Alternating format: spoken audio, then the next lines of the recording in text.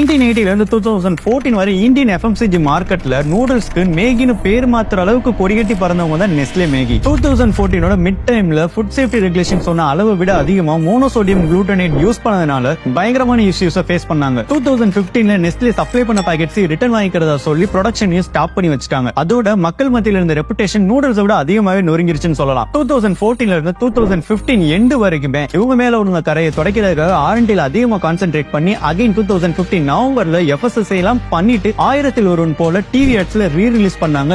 But இந்த தடவை சாதாரண நூடுல் ஆடா இல்லாம இது கொஞ்சம் டிஃபரெண்டா இருந்துச்சு. எந்த அளவுக்குனா மக்கள் மத்தியில இழந்த ட்ரஸ்ட ரீபில்ட் பண்றதுக்காக ஏதோ இந்த 20 ரூபாய் மேகி பாக்கெட்டால தான் ஒரு குடும்பமே கஷ்டப்பட்டு வாழுது அப்படின்றத காட்டுறது போல மக்கள் எமோஷன்ஸை டச் பண்ற அளவுக்கு அந்த அட்வர்டைஸ்மெண்ட்ல இருந்தது. இவங்க நினைச்சது போலவே இவங்க கொடுத்த இந்த கமர்ஷியல் அட்வர்டைஸ்மெண்ட் ரொம்ப சக்சஸ்ஃபுல்லாவே அமைஞ்சி 2020 இவங்க ரெப்புடேஷன்ஸை ரீபில்ட் பண்ணதோட இல்லாம அகைன் டாப் ஆஃப் தி டேபிளும் போயிட்டாங்க. உங்களோட பிராண்ட்ஸ்க்கு